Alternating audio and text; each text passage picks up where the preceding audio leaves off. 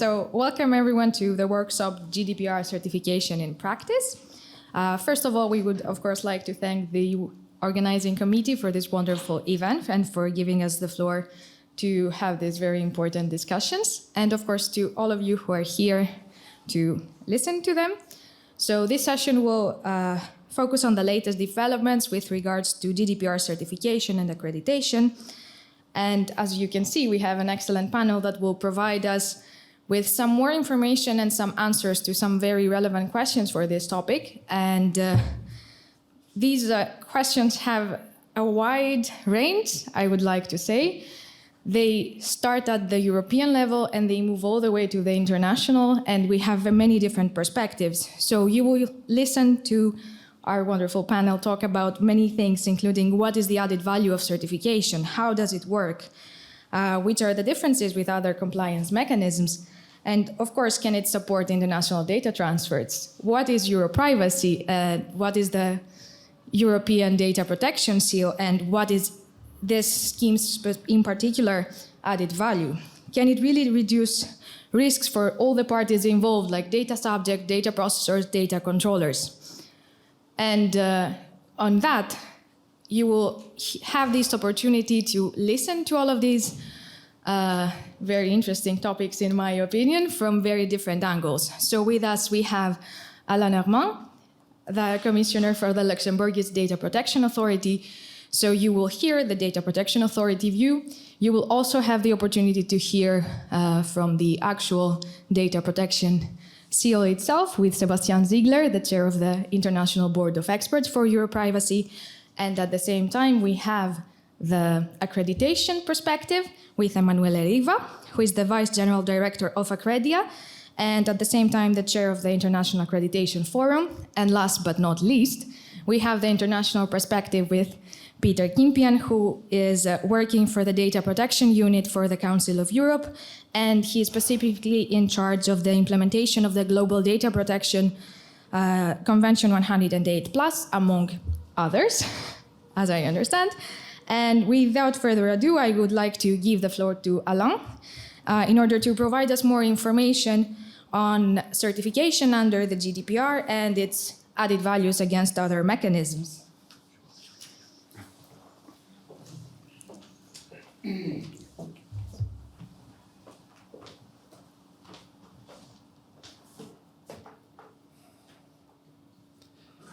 So thank you. Hello, everyone. So I'm going to explain you or to give you an overview about what is GDPR certifications, let's say in a nutshell.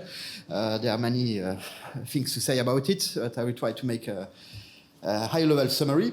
So first to start, I would like to discuss about some main concepts, let's say some terms and words that you are going to face constantly in the context of certifications and GDPR certifications. So firstly, we will discuss about a certification body. So certification body is an entity which is accredited, and we will see a little bit later it can be two ways to accredit a certification body who is going to deliver GDPR certificates. We will hear about a scheme owner. So the scheme owner is the entity who is developing a certification scheme. So he's developing the certification criteria, so which are linked to the GDPR, which are linked to support compliance for GDPR, but he's also developing, let's say, the mechanism of the certification schemes. How has it to be applied in order to work? So the scheme owner can be a standalone entity, or it can also be a certification body at the same time. Then we speak about accreditation of a certification body. So this accreditation can be either delivered by a supervisory authority, either delivered by accreditation, national accreditation body. I'm going to develop it a little bit in a few minutes. So this will depend on the legislations of the different countries. Like, for example, in Luxembourg, we are delivering accreditation to certification body for the scheme that we developed. In other countries, it's going to be like the ACCREDIA, who is going to deliver accreditation to certification body. And then we have the certification schemes, which is, let's say, the main elements, which is let's say, the tool, the certification scheme that contains the criteria and the mechanism that organizations have to apply in order to be certified. So one very, very important element is what can be certified in GDPR certifications. So it's processing activities of controller and processor, not a whole organizations. So I cannot say that me, organization X, I am GDPR certified. It will processing of organization X which are going to be certified. So just to illustrate this, as an example, if I have human resources management, this can be one processing or a set of processings. This could be subject to certification. AML, know your customer processings could be subject to certifications because it's processing of personal data. Cloud services, like software as a service cloud services, could also be certified under GDPR if we see it or we can consider it as a set of data processing. Standalone products will, in the most cases, not be able to be certified under GDPR. So why? Because as mentioned, you can only certify processing operations which are performed by controllers or processors. If I'm developing, let's say, a wide product, I'm just a developer and I sell this product in a box, I'm neither a controller, neither a processor for this product that I'm selling, so it doesn't fall in the scope of certification of GDPR. But what can be certified is that if I buy a product, I install it, I use it in my company, I make a data processing with that product, the data processing that uses the product, this can be certified. Also, depending on how the scheme is set up, you can include the governance of data protection within the scheme. So you can certify the processing and on top of it, the governance of which is, let's say, on the higher level of the processing.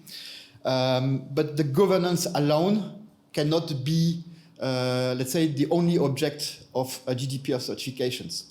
Why? Because governance of data protection alone is not a processing operation of controllers or processors. So a certification under GDPR, it can be either general, either specific. So with general, we mean that it can apply to any kind of processing. It could include exclusion. Here I just make an example of the certification scheme that we have developed in Luxembourg. So for example, for our scheme, it's not adapted to certify personal data processing, which is targeting minors under 60 years old. It's not adapted for certifying processing activities in the context of the joint controllership, and so on. This is just an example. So general means that otherwise any kind of processing in any sector could apply for certifications with general schemes, which is the case from the Luxembourgish one and also the case, for example, for Europrivacy. But there can also be specific certification schemes which do focus on a specific type of processing or which do focus on a specific sector.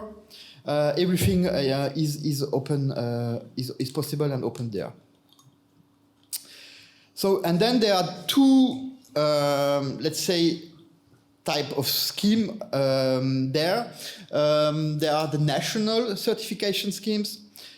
This means these are GDPR certification schemes which are adopted by national data protection authorities, and those schemes are only applicable in the country in which they are adopted. Oh, sorry, I forgot. It's one more far, but I can do it. I just.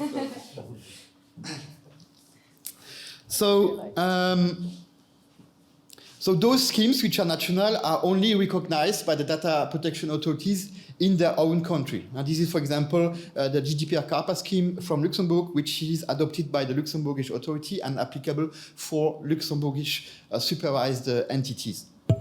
And then you have the scheme which have a European data protection seal. That's an example of Europrivacy. Those certification criteria in this scheme are adopted by the European Data Protection Board. And when this occurs, these schemes are recognized by, or have to be recognized by all European countries which are subject to the GDPR. So national adoptions of European schemes is not necessary because it's done on the European level. So this is just to summarize just what I said. So either you have the supervisory authority and or national accreditation body which grants accreditation to certification bodies. Just for information, there are 4 countries in Europe where it's the supervisory authority who performs accreditations, and the other countries it's the accreditation bodies who perform the accreditation of certification bodies. The role of those entities will be to monitor the certification activities of certification body, to perform regular control, and to renew the accreditations which are limited in times. And then the certification bodies are delivering certificates to the companies which are interested to have processing operations certified. And they're also, it's not a one-shot work, they are monitoring activities during the lifetime of the certificate.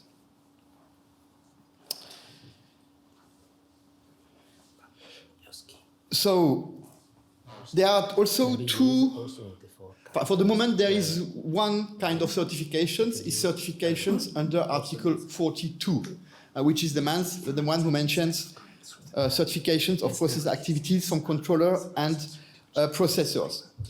What is also upcoming is certifications under Article 46 2F, which is certifications as a tool for transfer. So this will be another certifications, which, let's say, in his, for which we can certify international data transfers into third countries. And this has to be performed, a certification with binding and enforceable commitments. How this certification is going to look like, it means that it will be like a certification under Article 42, but there will be additional specific criteria which are really linked to the international transfer. Like, for example, you will have to include assessment of third country legislation, general obligations on exporters and importers, rules on onward transfer, redress and enforcement, and so on, which are very specific criteria linked to international transfers. Those certifications does not exist yet, but there is an ongoing work also in the context of Europrivacy to extend the scheme to be also be usable under Article 46 2F. So at the end, almost any company, wherever it is located, could be let's say a potential candidate for certifications, because we will have certifications Article 42 that will apply to the countries which are subject to the Gdpr. There will be possible to have certifications under Article 42 for countries in third country which are subject to the Gdpr, and then you will have certifications for countries for third countries. For companies in third countries which are not subject to the Gdpr, which will be certifications under Article 46. So the only difference is that for each kind of certifications, there will have to be the criteria to fulfill, let's say, the requirements for the different contexts in which we are.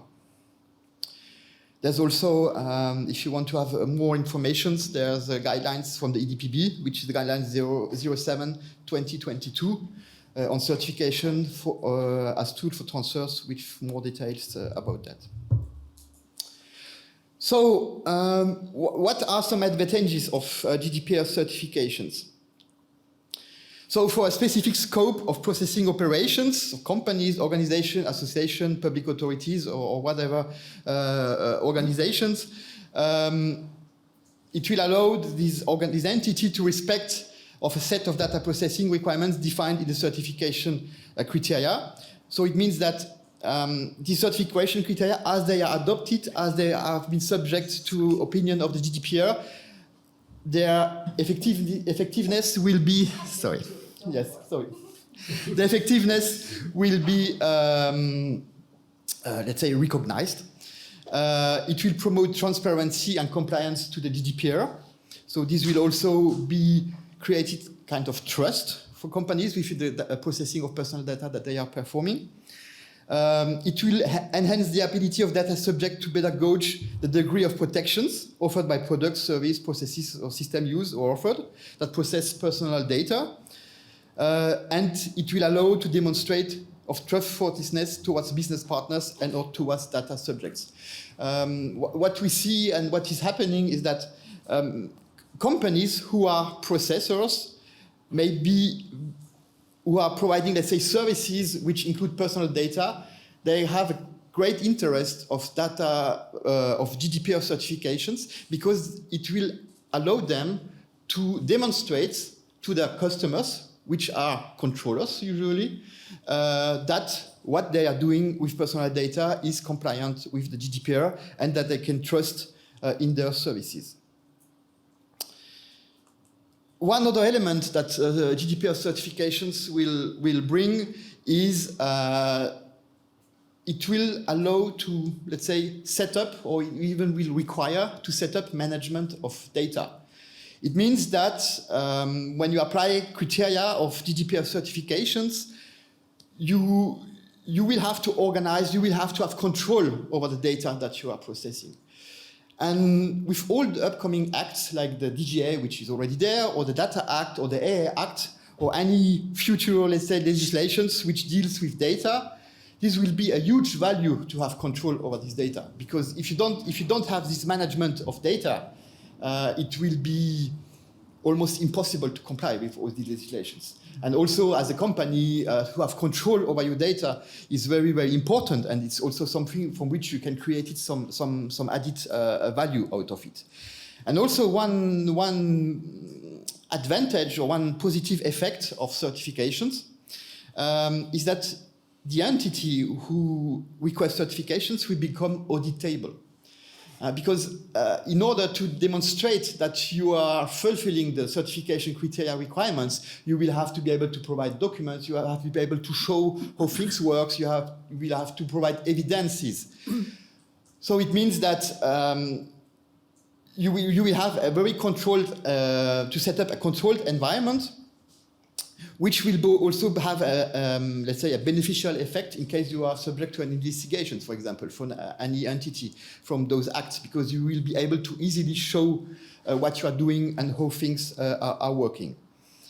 So, and of course, all those elements contribute to the trust that your company will get, and the company can show about the processing of personal data and even data more generally. So here also just some information about, let's say, differences between code of conducts and Gdpr certification. So code of conducts, they are always specific to a sector, like cloud computing, to hospitals, fiduciaries, or whatever you may imagine. So the code of conducts have to be specific to a sector. Code of conducts, you have the monitoring body. In the certification side, you have the certification body. The work of the monitoring body is not as demanding as a certification body. So, of course, you also have to comply with the requirements of the code of conduct. But let's say the way to approach it is a bit more light, a bit more open. Code of conduct, you don't have certificate, you adopt, you are part of the code of conduct. But code of conduct can also have some other advantages, like, for example, it can provide opportunities how to combine different internal points of view from privacy officer, compliance manager, CIO, CSO, CISO, and so on, and also with external ones like DPA and customers, because the code of conduct, you can really define how these things can work. And also, code of conduct must not be confused with binding corporate rules, as the latter affect only entire companies as solely address adequacy. And code of conduct are also more focused on the processing themselves. From what I see and the experience, so it's not a question about is certification better than code of conduct or code of conduct better than certifications. I think depending on the sector, depending on the companies, one may be more adapted to the other. Personally, but that can be discussed, I think that code of conducts are very well suited for very smaller companies because it's also more affordable than certification. but this really depends on many factors.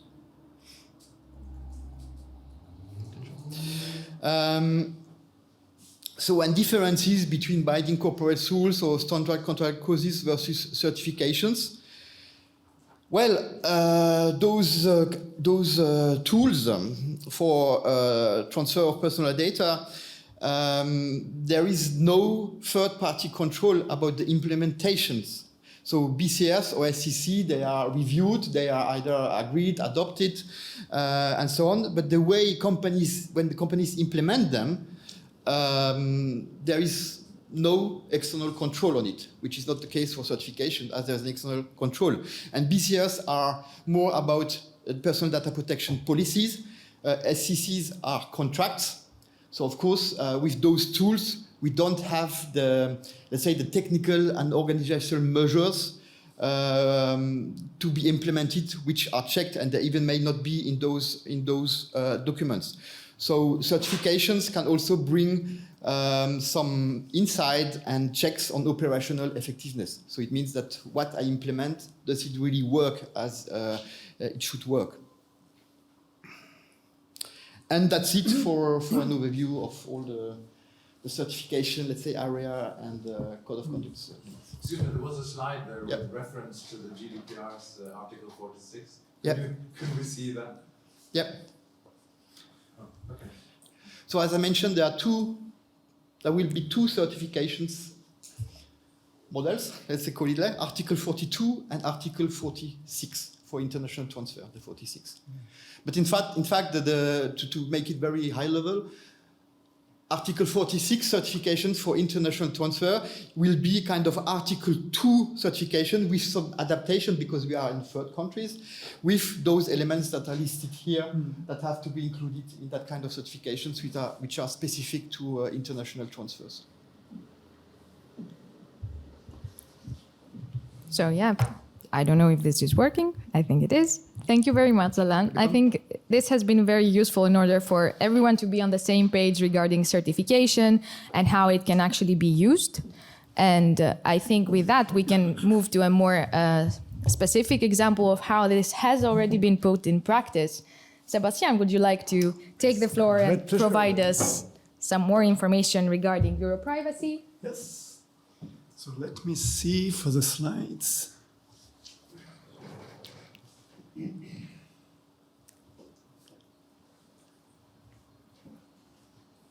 So good morning to all. Thank you for joining us here in this new venue compared to the previous years. So it's a great pleasure to welcome you. My name is Sébastien Ziegler. I'm the pleasure and honor to chair the International Board of Experts of Europrivacy, which is monitoring, maintaining, supervising indeed the development and the use of Europrivacy as European Data Protection Seal. As you know, the scheme has been adopted. Let me start from the genesis, first of all. The scheme was developed through the European Research Programme. So it started, the research started before the Gdpr, over 10 years ago. And then it led to the specification of the Europrivacy certification scheme. And it's a result of a quite large collaborative effort with different partners, different experts, different law faculties and practitioners and different stakeholders. As it was mentioned, we have the great pleasure and great honor and great responsibility that Europrivacy's criteria have been approved by EDPB to serve as European Data Protection Seal, which means that, as it was mentioned by Alain a few minutes ago, Herrmann, the criteria which have been approved by EDPB, contrary to a national scheme which is valid the level of a country or one jurisdiction, which is already very important. But when you have a European Data Protection Seal, the criteria are valid not only across the EU for all EU jurisdictions, but also European Economic Area. So you have a few additional countries like Norway, Iceland, where these criteria are de jure and de facto recognized as valid criteria to assess the compliance of data processing activities with the requirements and in line with the objective of Article 42 and Recital 100. The scheme is maintained and managed by this international board of experts. It's administratively maintained by the European Center for Certification and Privacy in Luxembourg, and which means also it's a scheme, and I will come back to this in a few minutes. It's a scheme which has a certain number of characteristics compared to other ISO standards, for instance. So what is the value proposition? Why is it useful to consider a certification? The paradox is that indeed you can use a certification scheme not to deliver a certification, but just to identify your risks, to identify and reduce your risks. So it's a very efficient methodology and tool, if you want, to take your data processing activities and to apply the different criteria to see if there is any gap, if there is any non-conformity or non-compliance with the regulation. So that's the first element. I would say the first one, and you can definitely use the criteria with certain certification just to check and assess that you are doing the things right. That's the first element. And then to reduce the risk for the data subjects, but also for the entity, the controller processors, for if it is a processor for the other controllers which are using the processor. So first we're already to reduce the risk when you are using it. And the way it has been designed has really been designed to enable data controller, data processors, DPOs, different stakeholders to use the methodology as a guidelines to ensure compliance. Then, of course, once you get certified, it's a way to check and demonstrate GDPR compliance. Not to say, oh, everybody is supposed to respect the law. So every company in Europe can write on their website, we respect the law, and nobody will doubt about it. But we know in practice that complying with the GDPR may be more complex than what we often perceive. So it's a way to really have a reliable communication, because you have a third parties coming to assess and check and delivering a certificate to say, we as independent and professional third parties have assessed that this data processing has complied or is complying with the following requirements. To improve reputation and access to market, that's the usual thing. Another element which is very important, and that's something we discovered over time and which is for us very important, it's about building trust and confidence. It's not only about building trust towards third parties. Okay, we're doing the things right and we want to prove it to others, so to communicate to third parties. But it's also a way internally, including for the DPO, the compliance officer, for the board, for even if you think to the shareholder of a company, a way to increase the level of confidence, to have the confidence that we are doing the things right. And we are not thinking that we are doing the things right and then getting a fine or exposing the company, the shareholders to reputational risk, legal and financial risk. To extend compliance to non-EU jurisdiction. That's another characteristic of Europrivacy. It's in the beginning of the research and the development. We decided to work not only on the GDPR, but to consider that data transfer, digital transformation implies that data are moving beyond the EU. So in line also with Article 46, we are currently working, as Alain mentioned, on the extension of the applicability of Europrivacy for Article 46. But since the beginning, since the design of the scheme, we worked with this idea that we should take into account that you have other countries, let's say Switzerland, UK, Canada, which has an adequacy decision, and others, that should be able to benefit also from the same model, and to avoid having, if you have a, let's say, company in Europe, in Belgium, which wants to deliver services in Europe, that they have to do a certification for the EU GDPR, another one for the UK GDPR, another one for the Swiss Federal Act on Data Protection. So since the beginning, we worked on a model where you can easily extend the scheme to non-EU jurisdictions within the same certification process. To develop competitive advantages, to value compliance and turn it into an asset. And that's very important.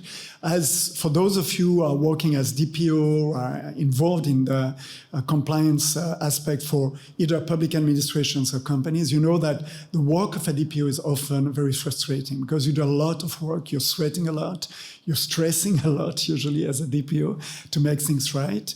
And it's not recognized. And usually if you take a company, it's perceived as a cost.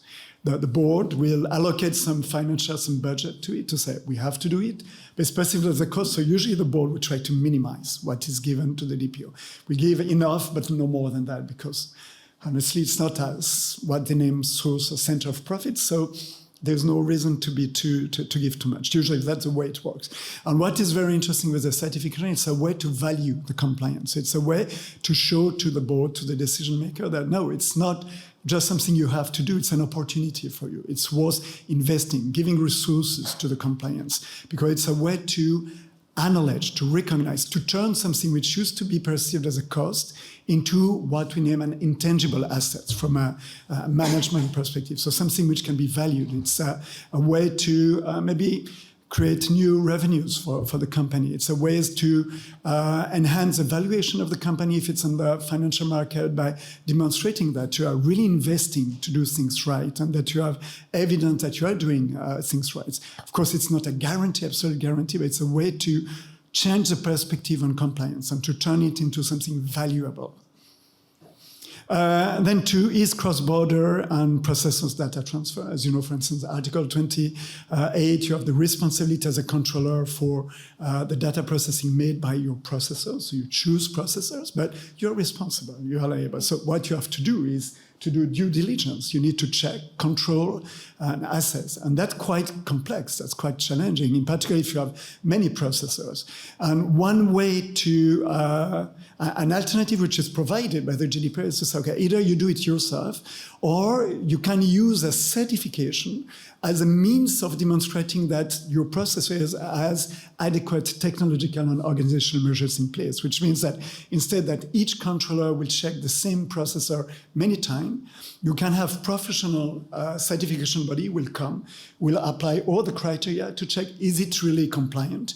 And then the controller can use it as a fair and reliable or adequate justification of the level of compliance.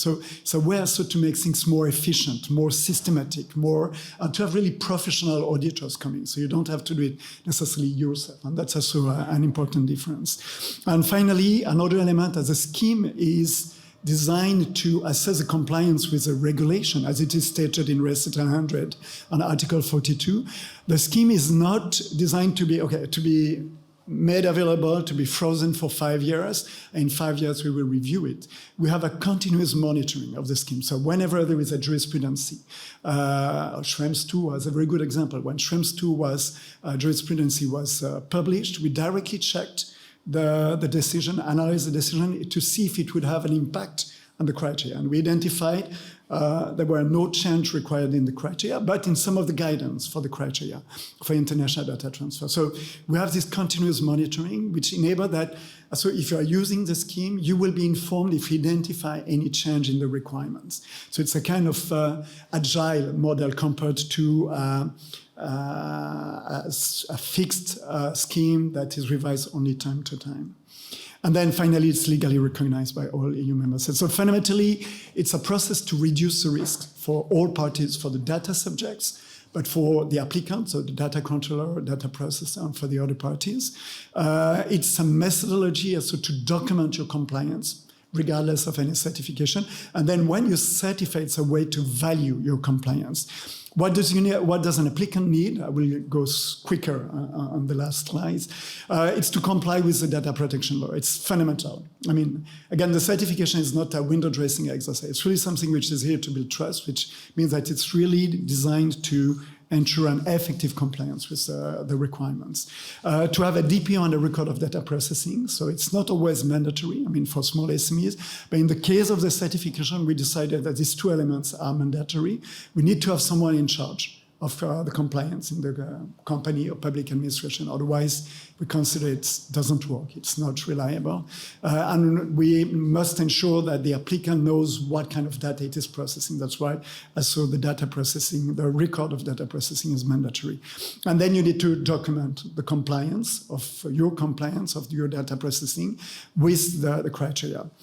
The good news with that, and there were many debates to see if, okay, why can't we use ISO 27001? So again, as it was mentioned by Herrmann, it's not recognized under GDPR because it's too large. It's not granular enough. It's not reliable enough. It's like saying a very large company to say there is one certificate to say that the company worldwide is respecting the GDPR. It's not really credible. But the good news with that, you have two elements. One, the value of the certification is quite stronger because it's really focused on specific data processing activities. It's really something which is assessed, documented, and certified. So the value of the trust you have is quite higher.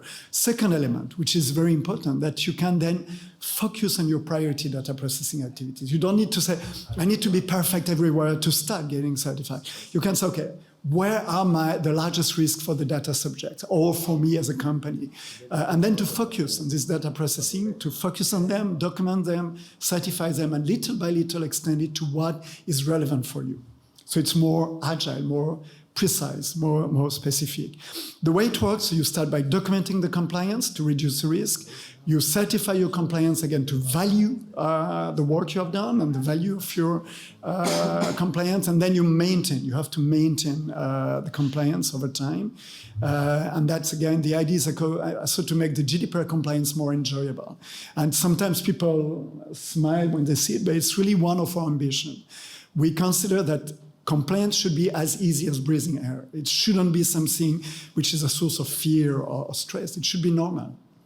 So the idea is how to support this process, how to make the life of the DPO, of the compliance team more enjoyable, more recognized.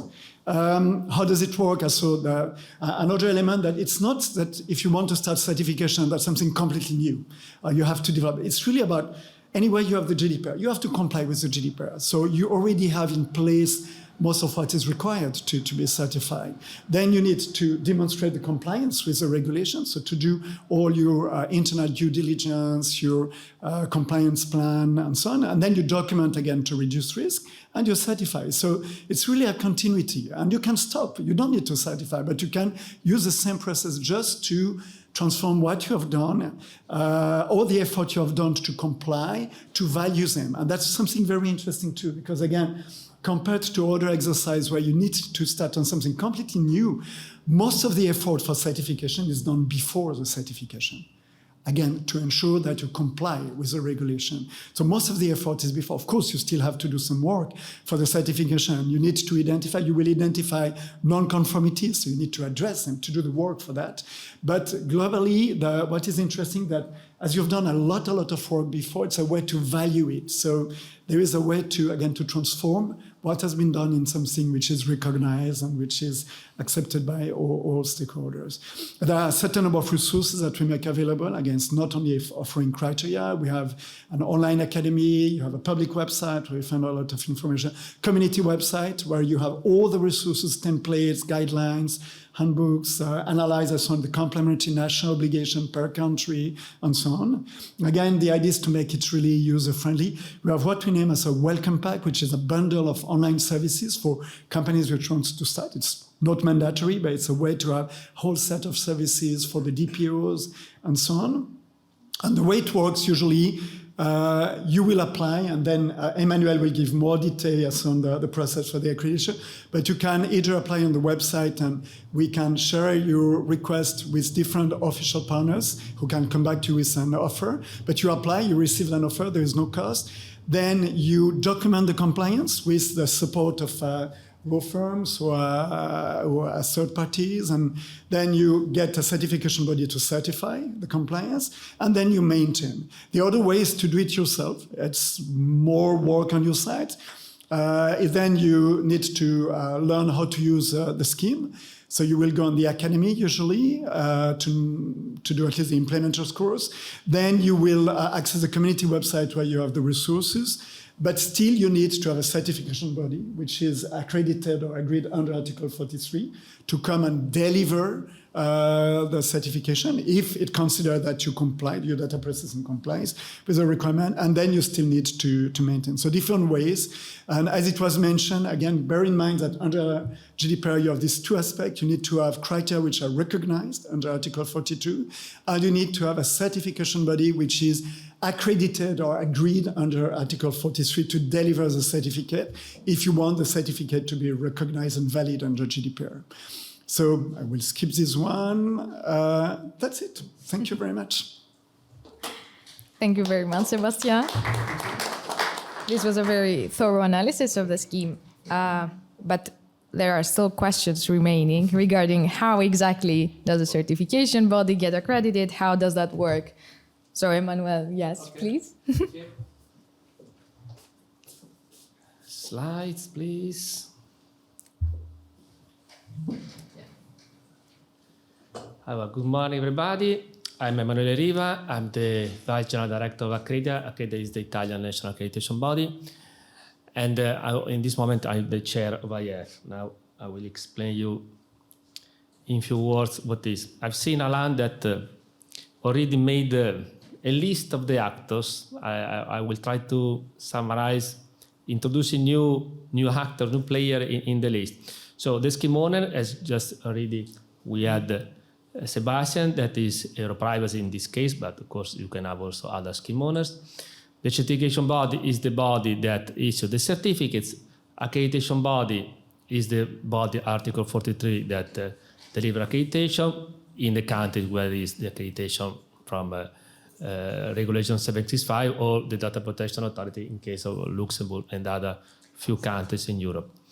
If you go in the chain of accreditation, we have in Europe a network that is EA, a regional network. We have an international network that is a place where all the accreditation bodies can stay together to harmonize the rules. And we have on the top a supranational network. This is INET-QI. Just few words. ACCREDIA, you can see here. Yes, you can see the numbers, the accredited bodies, the assessors, the data assessment. A number that you remember, we are accrediting now 666 certification bodies for certification body specific for the fields of certification system, product, persons. So a number that is easy to remember, 666 today. Okay. Today we are the accreditation committee, so this will change. However, until this morning is 666. Regional cooperation. So I said we have in Europe, we have EA, and in each continent there is another network. So you can see here the names of the networks. So there are 6 regional networks that are recognized. Okay? It's important because you will understand why I'm telling this complex structure framework. So this is EA, there is the website, is recognized by the European Commission. In Europe, there is a regulation for accreditation. So we are working under the umbrella of the European Commission. To be clear, European Commission pay EA to do the job of harmonization of accreditation bodies. And we, ACCREDIA, in Italy, were appointed by the states to do the job of accreditation. There is only one accreditation body in each country in the member states.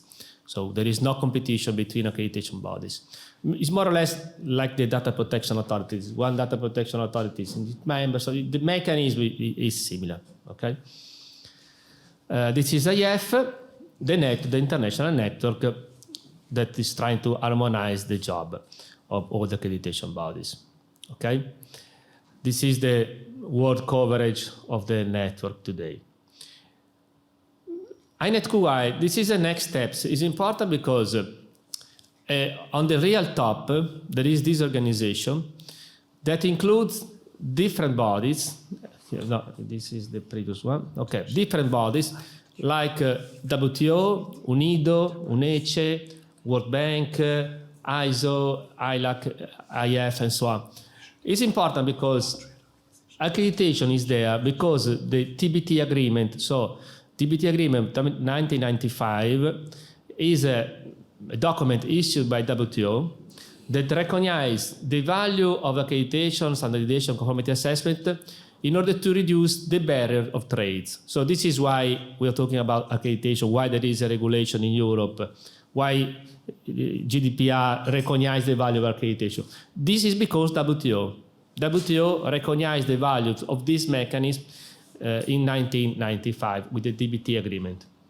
So this is the starting point. Some example of certifications, you can see some of them. You can see the measuring, the laboratories, the organic, the directive for the machine, the finger, carbon finger for the environment and so on. So there are many fields where certifications are working.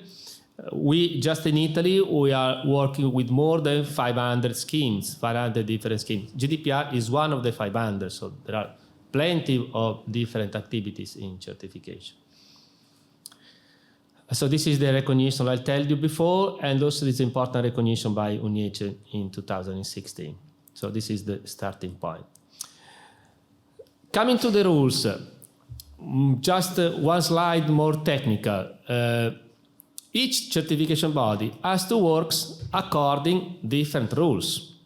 Rules established by ISO. ISO is the International Standardization Authority. So we are working in the same way because we are following the same rules established at international level. And the rules are different from the different kind of certification bodies. So certification body for product, here we are talking about product in this area, we say certification on product is 1765. If you talk about certification on person or the people, the standard is different. Certification management system, the standard is different. So now we are just only talking about certification of product. Even if, as Alain said, it is a process, so it's a process, but in our language of accreditation, this is certification of product, okay? So this is starting to make some confusion. Which is the value of this? Why we are doing this? In order to, as I said, to facilitate the trades.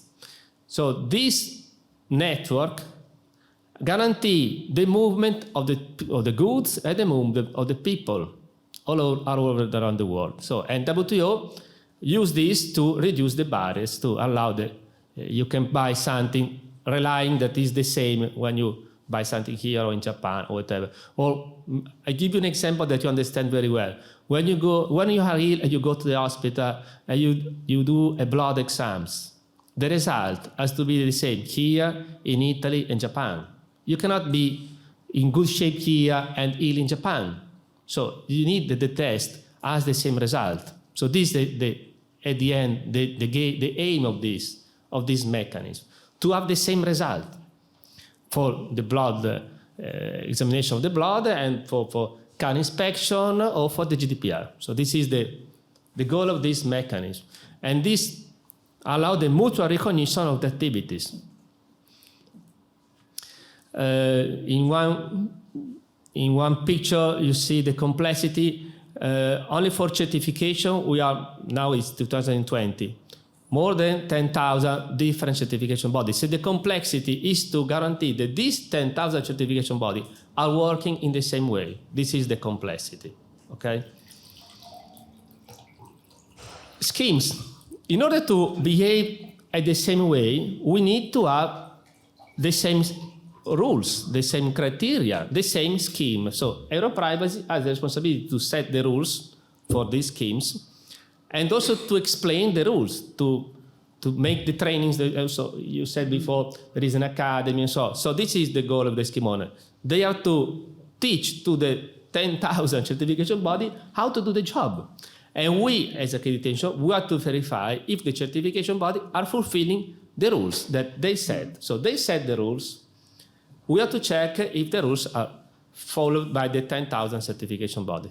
There are many schemes now in the picture you have for aerospace, automotive, telecommunication. Now, GDPR is new because today we have no certification bodies accredited according to GDPR. So it's new, but this comes from other experience. The food is using a lot of certification, for example. In order to have the same rules, this scheme has to go through a long process, very difficult process, that is the evaluation at the national level, so that's why ACCREDIA made the evaluation of the scheme. At European level, because here we are in Europe, so EA makes the evaluation of the scheme. And if you want to go outside Europe, there is IF that makes the evaluation of the scheme. This guarantees that the scheme is sound, robustness, in compliance with all the ISO standards and so on. So it's not that Sébastien wake up in the morning and invent a scheme. It's not so easy. He has to go through all a long process with a lot of pain for him. However, this is the way we work, okay? I give you a short summary of what's happening. So, as you are realizing, there are different models, so accreditation can be provided in Italy by accreditation body, or for example, Luxembourg from the Data Protection Authority. The Italian accreditation procedure under Article 43 GDPR has been adopted in February in cooperation between ACCREDIA and Garante. So we accepted we evaluated the scheme and we recognized that it is accreditable. So the first step is passed. So Europrivacy passed the first step. For Italy, is fine, approved, okay, granted. So that means that ACCREDIA can start accrediting, because we are an agreement, an approval by internal inspector and the approval from the Italian Data Protection Authority. So this means that the certification body can today apply to ACCREDIA for the Europrivacy. And they can issue certificates. And they can issue certificate also outside Italy. So certification body accredited in Italy can certify outside Italy. Of course, they have to follow the rules established in Italy, because each data protection authority has the possibility to establish national rules in addition to the GDPR, because it was not enough to have the GDPR, so it needs more rules. Okay, so the data protection authority set additional rules. However, if you are accredited in Italy, you have to follow the rules established by the Italian authority. Okay. We try to explain the process in a document. That is a circular letter that is on our website in English and in Italian. So it's a public available. But this is an information letter for the certification body. So the certification body has to know which is the boundaries of their work.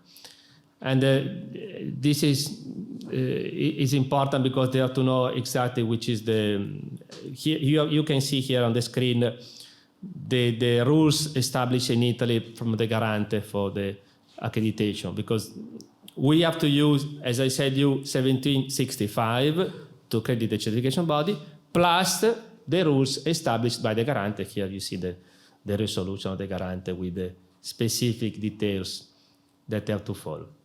And also there are specific requirements for the marks, for the process, and so on. But I don't want to go in these details. So situation so far. ACCREDIA can now accredit Europrivacy according to 1765. It's not clear, so accredit in Italy, okay, we can accredit in Italy. It's not clear if we can accredit certification body outside Italy. Not clear today.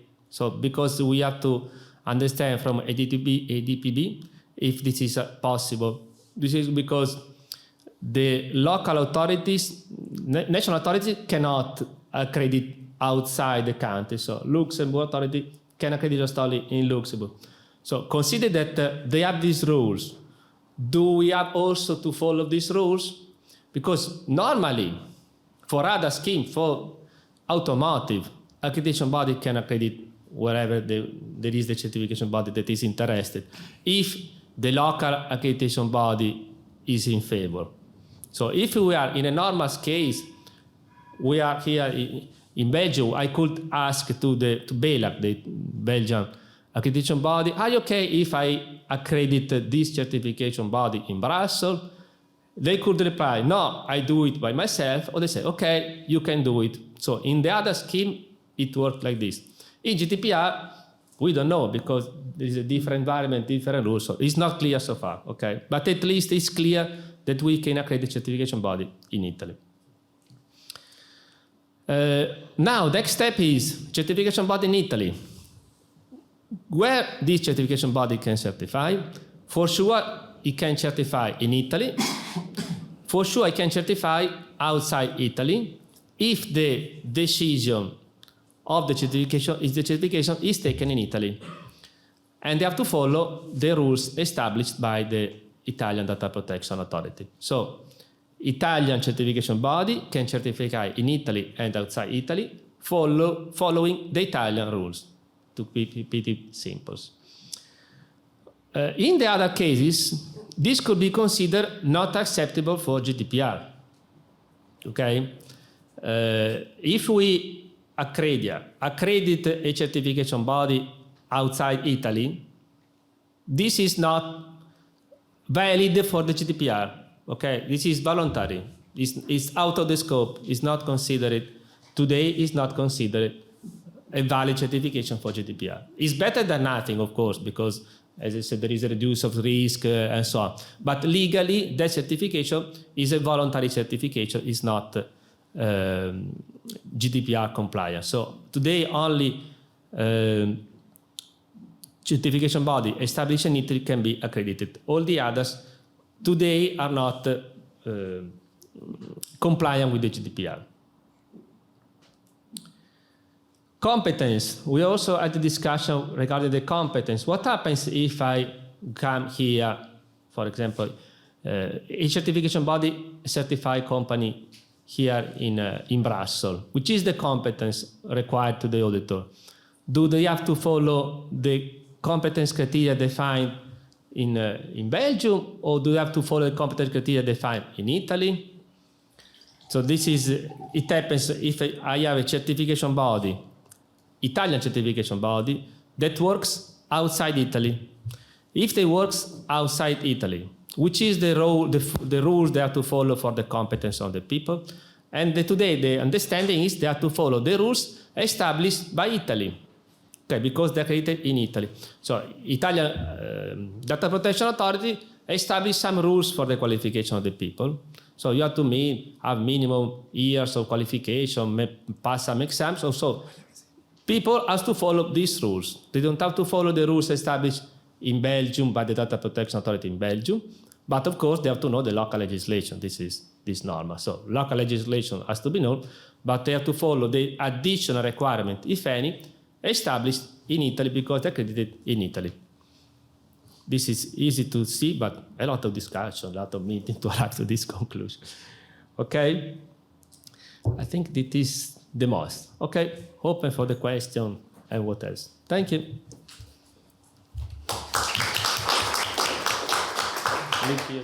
Yes. Thank you very much, Emanuele. I think we can ask the questions in the end, and now we can have the final discussion of. Can I take it in the end? Do we want to give? Okay, the panel is okay. You can ask your question, please.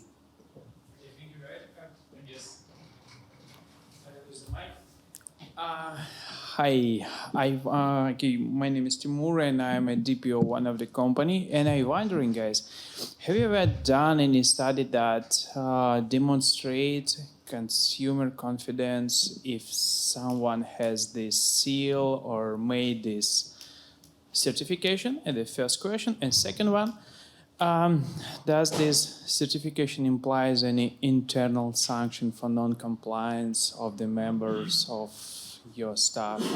So yeah, on the two questions. I would say for the first question, in order to assess the market confidence, that's something you cannot do ex ante. You need to do it ex post. So once the scheme is deployed, as the scheme has been approved last October, and we have the accreditation now, which is starting with the first certification bodies. We need to wait a little bit. But for sure, what we are doing also, from a research perspective, is to analyze the impact, to analyze the confidence in the market, the confidence for the different stakeholders, and that's part of the process. But the scheme, again, was recently approved as European Data Protection Seal, and is now starting to be deployed in terms of effective certificates to be delivered. So it's in the process. Regarding the sanctions, if I understand correctly your question, when you apply the criteria, there is no sanction. The sanction may appear if a certification body is not behaving in accordance with the GDPR. And there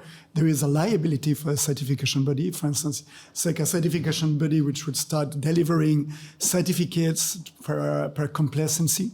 So without doing the job properly, then the certification body is exposed to very important fines.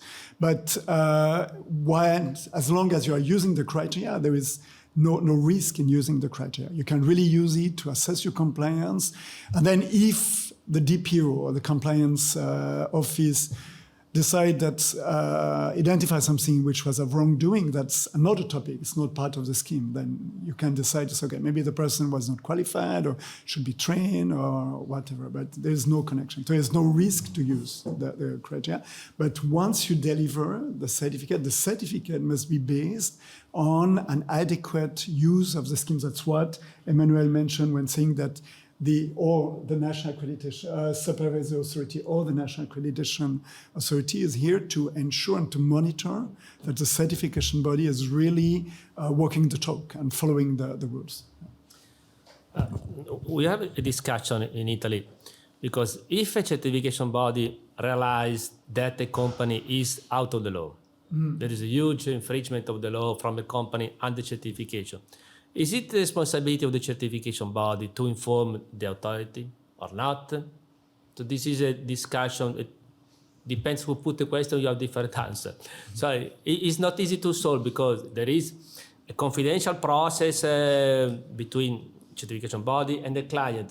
But however, you are making certification process for a legislation, European legislation.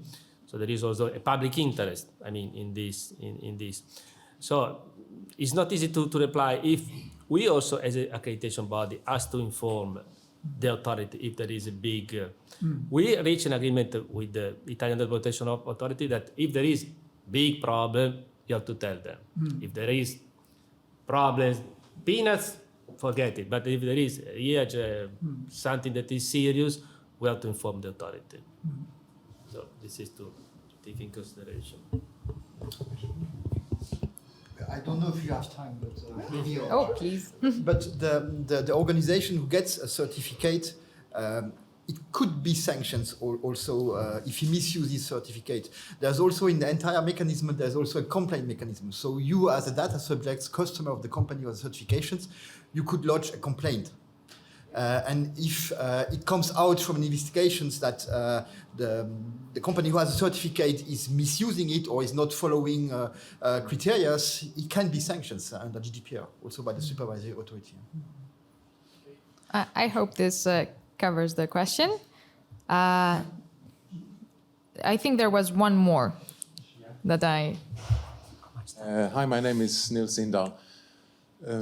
My question is, I think you mentioned that there are 4 countries where the supervisory authority does not have certification bodies. Could you mention which countries? Yeah. And my second question is, do you in Luxembourg, will it be Luxembourg or Italy, the supervisory body that will enact breaches of certification in the case of Europrivacy?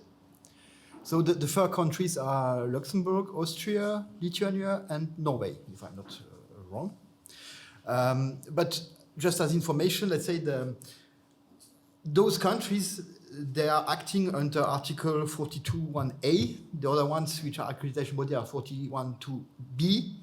But the underlying accreditation requirements are based on the same criteria requirements.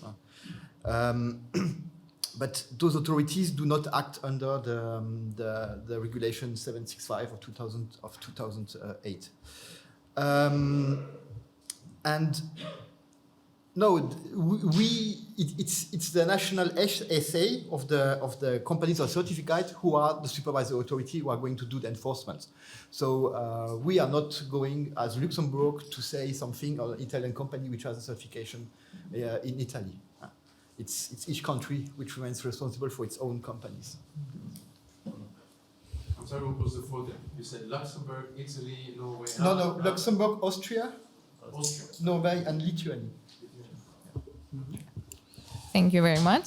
I think we can proceed to how the certification is actually interesting from an international perspective.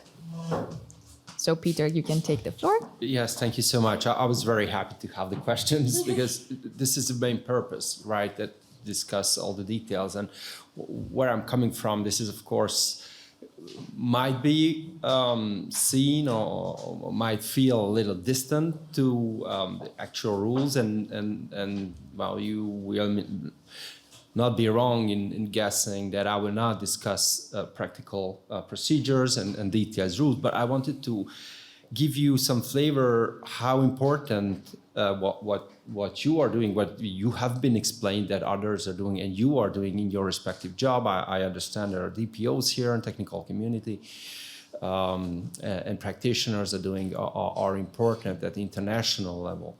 I try to be brief, but to explain to you some of the main aspects and also to have an overview or some kind of prospect. What could international organization do in this field, such as the Council of Europe? Yes, I wanted to start maybe to speak about the framework where we are operating in, and this is the International Convention on Data Protection. Maybe you've heard about it. It's a Convention 108. We give numbers to our convention, so this is totally random. It's not random, but it is a follows a mathematical order. So it's what we call it Convention 108, which has been modernized in 2018. And has 55 parties and also 36 observers to the committee. So why I'm mentioning it? Because when we discuss issues and setting standards regarding the implementation of the convention or the development of the right to privacy and right to data protection, this is roughly half, if not 2/3 of UN member states that are participating in our deliberations. The Convention 108 was open to signature in 1981.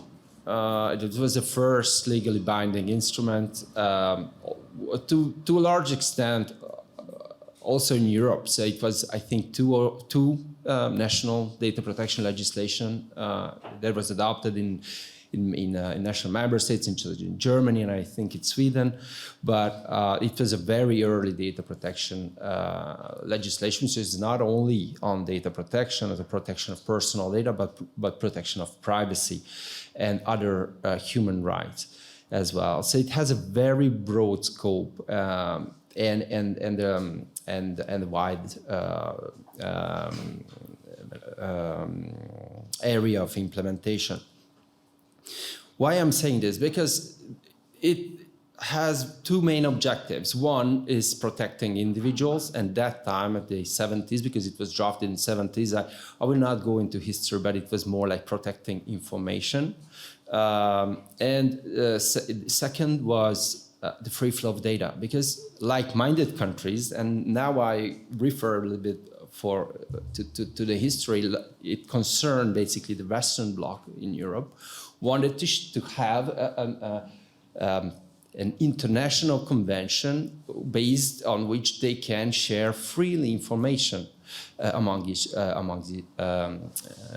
between each other. And that was really appealing. And after the historical changes, all the European countries joined convention, and also in the years 2000, other non-European countries joined Convention 108. When I started working at the Secretariat, this is one of the main reasons I was very much interested in this topic. Before I was working much more on GDPR, and we've been discussing when drafting the GDPR about certification, and there were idea, certification should be mandatory for the GDPR, and we were against it. I'm a person who was also against to have a mandatory scheme under the GDPR, and we are very happy, and I'm very happy saying that I think we were right in having this certification scheme as a voluntary voluntary mechanism under the GDPR. But for me, it was very interesting to start working at an international level where data protection could be addressed at a global level or across continents.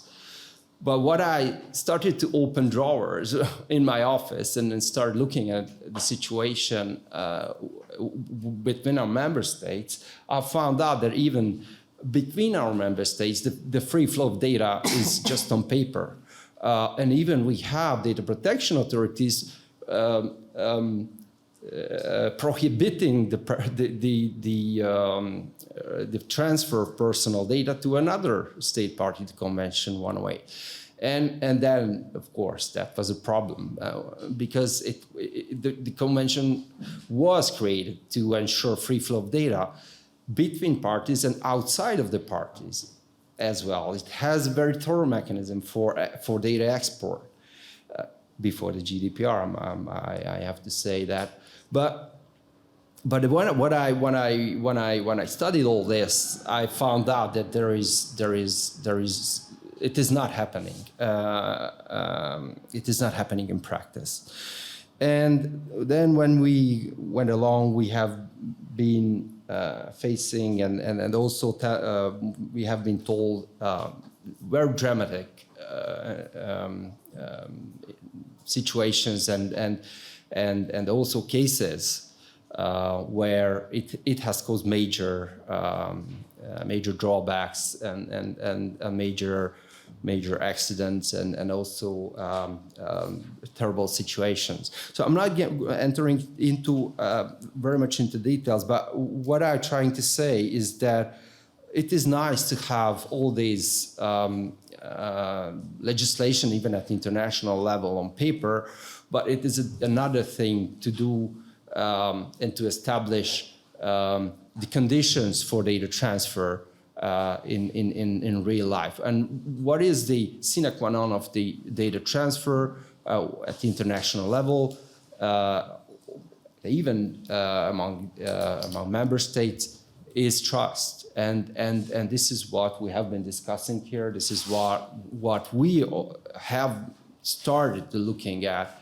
What measures, what instruments can build trust among member states? Because it is not enough to have binding tax, even if it's a European regulation. It is not enough to have conventions, international conventions. It is not enough to have bilateral agreements on free flow of data, as we've seen in the past.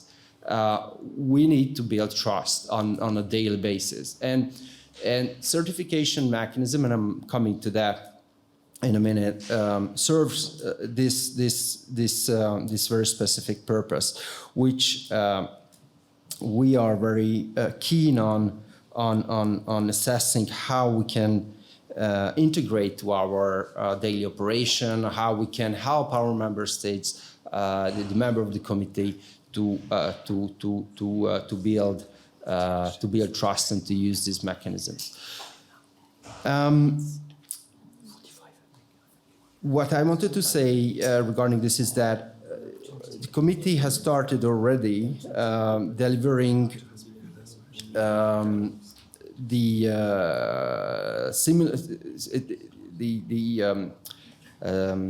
secondary measures, I would say, of that are enabling trust, that are making free flow of data possible, namely the standardized contractual clauses. We call it model contractual clauses, which the committee will very probably adopt in 2-3 weeks' time.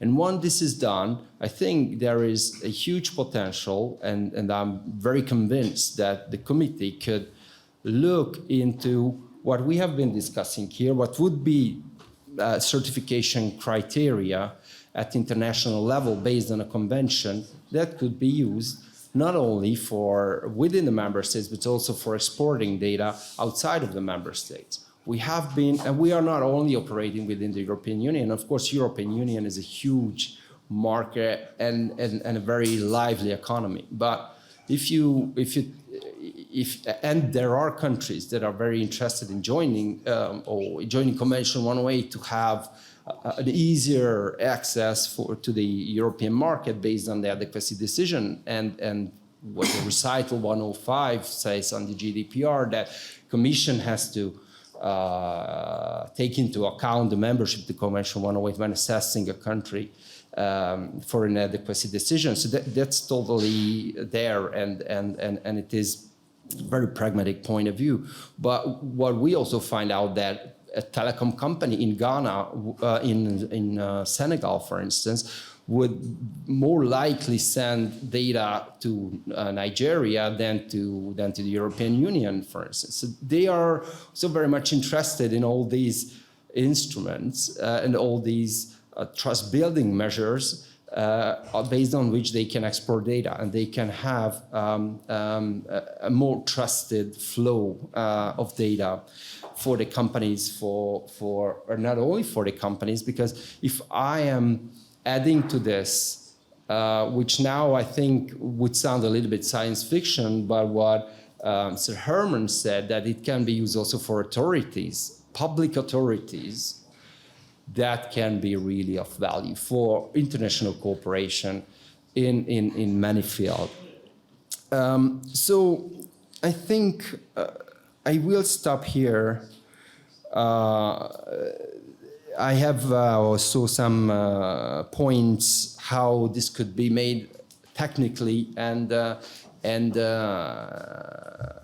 legally based on convention, what could be the legal basis for such a work, how the Secretariat could help, the committee could help its member states developing those countries, how developing those instruments, how we could join the efforts already existing at the European Union level. I leave it maybe for the questions or for the second part. I thank you for listening to me and having this. Oh yes, one important point. Why it is important for Council of Europe. This is important. What I wanted to touch. It is not directly connected to it, but it is hugely important that we feel that the multi-stakeholder model should not be only on paper and should not be only nice words. We, the international organization, we need to work together and with stakeholders, with those who are applying the law, including international law.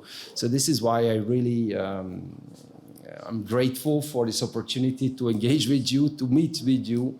It's not every day that such an organization is engaging and exchanging with practitioners. So any thought from you, any suggestion would be much welcome. Thank you so much. Thank you very much, Peter, and thank you very much to all of you for this amazing session, and to all of you for being here. I think we have already stolen some time from the next session, so we should wrap it up. No, it's okay. If you have any questions and you would like to discuss later, please reach out to us. Europrivacy also has a booth in Area 42, and there is also another session tomorrow at 4 here in this building, again on certification. The certification journey in practice, so more about how to audit and how the actual certification is provided. So feel free to join if you would like. Thank you very much.